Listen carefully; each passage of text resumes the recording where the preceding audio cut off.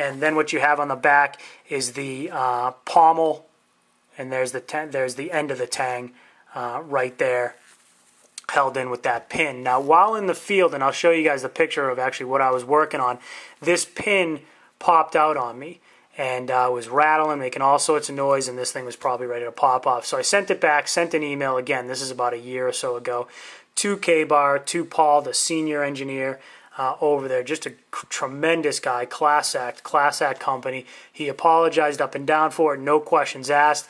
He told me he sent me an email from the time, every time that something happened. He sent me an email when he received it. He sent me an email when he started working on it. He sent an email when he finished it and when he sent it. And that is high quality. I really like that a lot. So what he did, this is the same knife. He went ahead and just repaired it, put some Loctite on it, pounded the pin back in, tested it a couple times, and I haven't had a problem with it since. But great job, K-Bar, awesome customer service, and they also sent me just for my troubles, a K-Bar folding, one of the Dozer design blades with the plastic handles. So, hey, I appreciate that. Cool job. So here you go, functionality of this. I have used this chopping, hacking, splitting, making shelter, firework, woodwork, bushcraft, all of the above.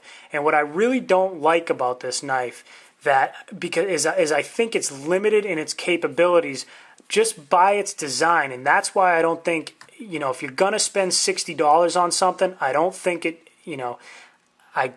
it should be this. In my mind, it's not this knife. If this knife was, $40 or somewhere in that range, I think you could make a claim for it, but there's nothing that I can do with this knife that I cannot do with the K-Bar Large Heavy Bowie at pretty much $15 cheaper. So, that's where I go. That's where I come back to with the high value. While this one is a little bit sharper, just by the nature of its hollow of the hollow grind, the 20-degree hollow grind, and some of the other knives that we deal with have the full flat grind. Full meaning all the way from the spine until it terminates at the edge. While it is going to be sharper, so it's going to be a better chopper, it really, really, really lacks in splitting wood. And you can see why. Look at this enormous area right here of flat steel. And that, every time I've used it, it sounds so trite, but that gets just truly stuck in the wood.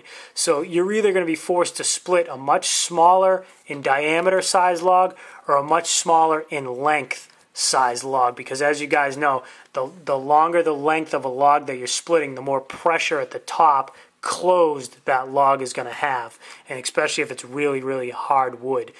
When you drive that knife into it, up at the top in the first several inches, really until you get halfway down, that wood just wants to stay shut. And what it does is it clamps down, because of the hollow grind, it clamps down right on this section up in here and just grinds it to a halt.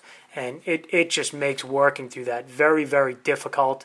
And in the woods, in a survival situation, or just if you're out for pleasure, don't work harder, work smarter. So again, why would you spend the money to purchase something like this camp knife when you can get as much utility, if not more, out of something that's cheaper and just is more efficient for you, meaning you can work smarter and not harder. It gets the task done even that much easier. So it has all the traditional markings of the K-Bar knife, very, very high quality in terms of materials and a very good design, but it's sort of I don't want to call it a one-trick pony because it's certainly not a one-trick pony, but in terms of a camp knife, I can't call it a camp knife because I don't think it can do all those chores around the camp that some of the other offerings can, like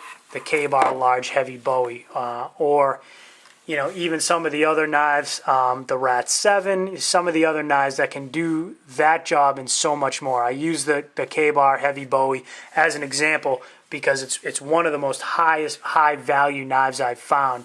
Some of the Rat knives, some of these other knives, cold steel and stuff, they're excellent at what they do, but you pay for it. Doesn't mean the value isn't there. It's just not as high of a value, in my opinion, as perhaps the K-Bar Large Heavy Bowie.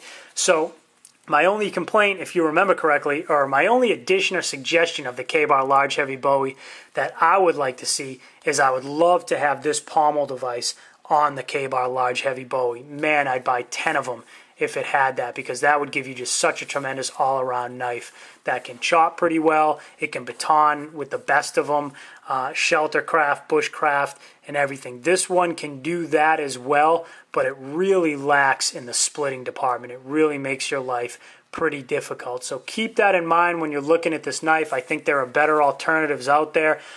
Sorry to be critical of it, but I got to tell the truth. That's my review of the K-Bar camp knife. Do with it what you will. And that's it from here. As always, guys, I appreciate it. Thanks for coming along. Thanks for supporting the Chronicles. Peace be with you. Franchise Kid, I'm out.